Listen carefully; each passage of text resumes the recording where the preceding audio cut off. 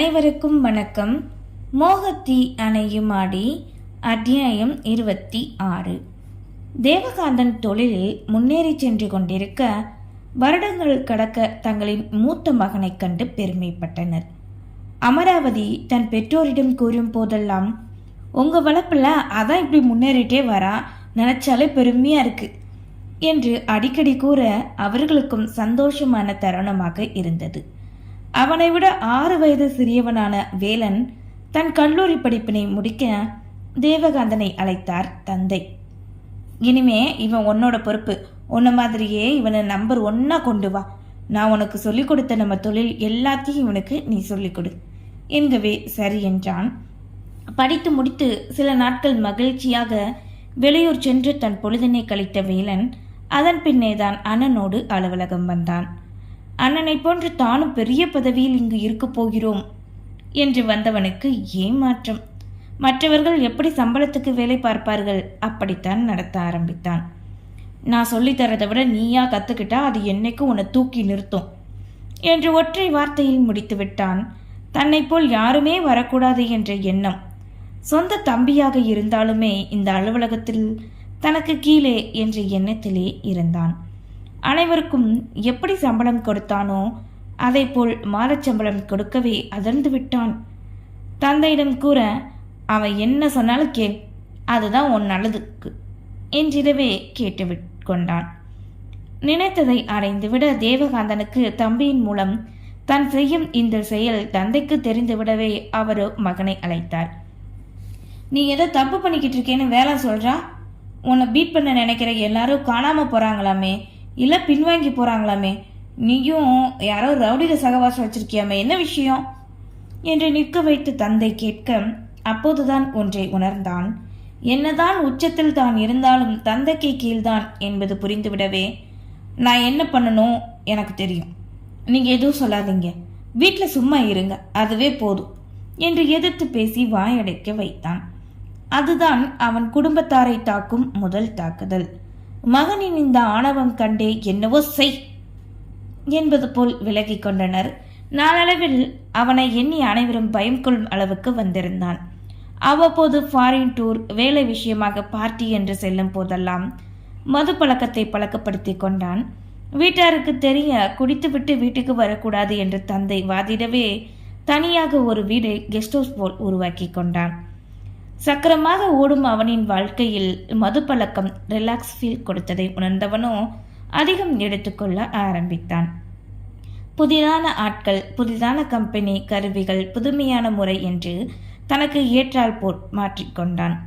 எக்காரணம் கொண்டு விடக்கூடாது என்பதில் உறுதியாக இருந்தவனுக்கு ஆதுரி விலைகளில் விழ அடுத்த மோகம் தொற்றிக்கொண்டது. அழகு, திறமை அனைத்துமே கவர்ந்தெழுக்க தனக்கு சொந்தமாக்க முயற்சி செய்த பல தடங்கள். தனக்கு கிடைக்கவில்லை என்றால் அழித்து விடுவதுதான் அவனின் செயல். ஆனால் ஆதிரியின் விஷயத்தில் அவனால் அது முடியவில்லை. எப்படியாவது கைப்பற்ற நினைத்தான், கைப்பற்றினான். இப்போது உடன் வைத்துக் கொண்டான். இது நாள் வரை அவன் நினைத்தது எல்லாம் நடந்துவிட உயிரற்ற பொருட்களின் மீதே மேகம் கொண்டு கைப்பற்றினான். இப்போது உயிருள்ள ஒருத்தியின் மீது மோகம் கொள்ள அவன் அறியாது உடல் ரீதியாக புது மாற்றங்கள் அனுபவிக்க ஆசை தூண்டவே ஏனோ அவனால் அதனை செய்ய முடியவில்லை. 4 நாட்கள் அலுவலகம் வராததால் மெயில் அதிகம் வந்து அவனின் கணினியில் நிறைந்திருக்க அனைத்தையும் பார்த்து கொண்டிருந்தான். அவன் கூறியதால் அலுவலகம் வந்த ஆதரிக்கு அன்று பலத்த வரவேற்பு. அனைவரும் வாழ்த்தி கூறி வரவேற்க இன்முகமாக ஏற்றுக்கொண்டு கணவனின் அறைக்குள் நுழைந்தாள். கழுத்தில் அணிவித்த மஞ்சள் கயிறின் ஈரம் காயும் முன்னே கணவனை தேடி மனைவி வந்துட்டாளே, என்ன விதமான காதல், அன்பு, நேசம் என்று ஒவ்வொருவரும் பெருமையாக இவர்களை கண்டு நினைத்து கொண்டனர். தம்பதியருக்குள் நடக்கும் யுத்தம் அவர்கள் மட்டுமே அறிந்தது. முதல் முறையாக துருபதனோடு வந்த நினைவுதான் சட்டென உள்ளுக்குள் தோன்ற விடாப்படியாக அதனை திசை திருப்பினாள். வாசலில் நின்று அனுமதி கேட்கவே நிமிர்ந்து கண்டவனோ வா என்று அழைக்க உள்ளே வந்து நின்றாள். அவளை அமரவும் கூறவில்லை, எதுவும் வேலையும் செய்ய கூறவில்லை. அப்படியே நிற்க வைத்தவனோ 1/2 மணி நேரமாக தன் வேலையைத்தான் பார்த்தான்.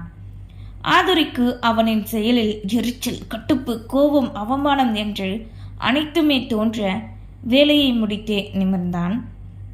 மனைவியை கண்டவனுக்கு தங்களின் இதழ் முத்தம்தான் நினைவுக்கு வந்தது. நான் கால் பண்ணா உடனே எடுக்கணும், அப்படி எடுக்கலைன்னா உனக்கு இதுதான் தண்டனை என்று கூறி முதலாக அவளுக்கு கொடுத்த இதழ் முத்தத்தில் ஆரம்பித்த மாற்றம் இப்போது அவளுக்கு நினைவு வருமோ என்னவோ, அவளை பார்த்தாலே இவனுக்கு நினைவு வந்து விட்டது. அந்த அளவு மனதால் பாதிக்க அவனே அதனை முழுமையாக உணரவில்லை.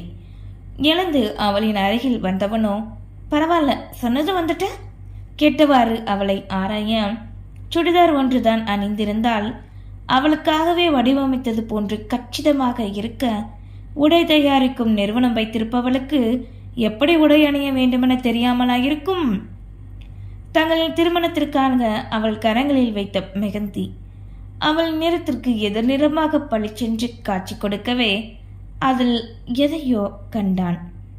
தான் அவனுக்கு மனைவியே என்றாலும் அவனின் பார்வை தன்னை துளைத்தெடுப்பது, மேனி எங்கும் விஷாமிலங்கள் பாய்வது போன்று இருக்க கட்டுப்படுத்தி நின்றாள்.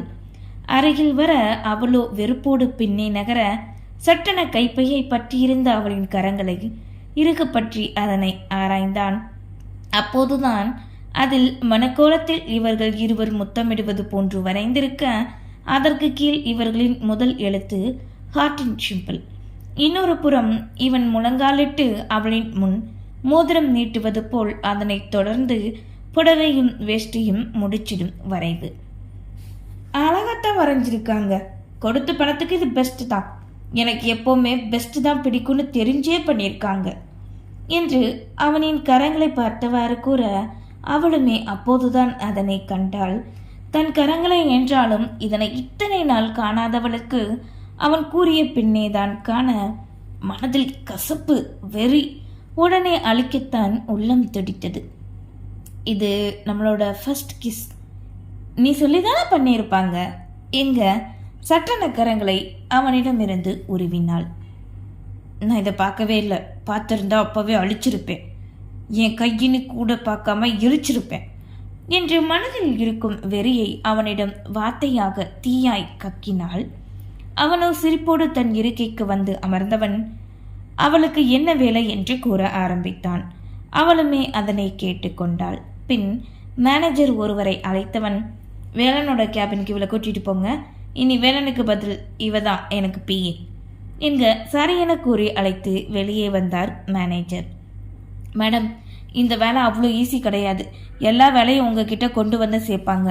சாருக்கு மீட்டிங் அரேஞ்ச் பண்ணுறது எல்லாமே நீங்கள் தான் என்கவே அவளுமே சரி என கேட்டுக்கொண்டு தனக்கு கொடுத்த இடத்தில் வந்து அமர்ந்தாள். சிசிடிவியில் ஆதுரியை பார்த்தவனோ சிரித்து கொண்டான். ஒரு கம்பெனிக்கு முதலாளியாக இருந்தவளோ இப்போது தன் கம்பெனியில் எம்ப்ளாயி. நினைத்தவனுக்கு பேரானந்தம்.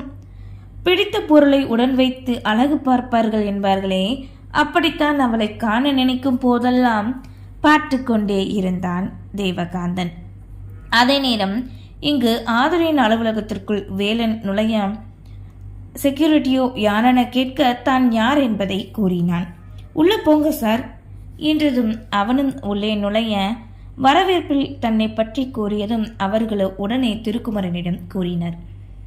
வர சொல்லுங்க என்கவே வேலனிடம் கூறவே அவனோ திருக்குமரன் அறைக்குள் அனுமதி வாங்கி நுழைந்தான். வாப்பா வா வா, ஆதிரி சொன்னா உட்காருப்பா என்று அவனின் தோளை வரவேற்கும் விதமாக மென்மையாய் தட்டி அமர வைத்தார். சார், இனிமே நான் சார் என்ன சாரு, உனக்கு நான் மாமா முறை தான் வேணும். நீயும் எனக்கு தேவகாந்தன் மாதிரி தான். மாமான்னு சொல்லு, ஒரு பிரச்சனையும் இல்லை. இனி இது உன்னோட கம்பெனி, தயங்காம உரிமையை எல்லா வேலையும் முன்ன நின்று பாரு என்று உரிமையோடு கூறவே, இப்படி எந்த மனிதரால் இதனை உடனே ஏற்றுக்கொள்ள முடியும்? மகளுக்காகவே ஒவ்வொன்றையும் பார்த்து பார்த்து செய்யும் திருக்குமரனை எண்ணி வியந்தான். உனக்காக இடம் இதுதான், இந்த சேர்ல கூட நீயும் உட்காரலாம் என்று பக்கத்தில் இருந்த இடத்தையும் காட்டி தன் இருப்பிடத்தையும் காட்டினார். பின் அவர்களோ சிறிது நேரம் குடும்பத்தாரை பற்றி பேசிவிட்டு வேலையை பற்றி பேச ஆரம்பித்தனர். அன்றைய பொழுது கடந்து இருள் சூழ ஆரம்பிக்க அனைவரும் வீட்டுக்கு கிளம்பிவிடவே ஆதரியிடம் சொல்லிக்கொண்டு மேனேஜர் கூட கிளம்பிவிட்டார். தான் எப்போது செல்ல வேண்டும் என்று தெரியாது 7 மணி வரை இருந்தவளுக்கு அப்படி ஒரு அசதி.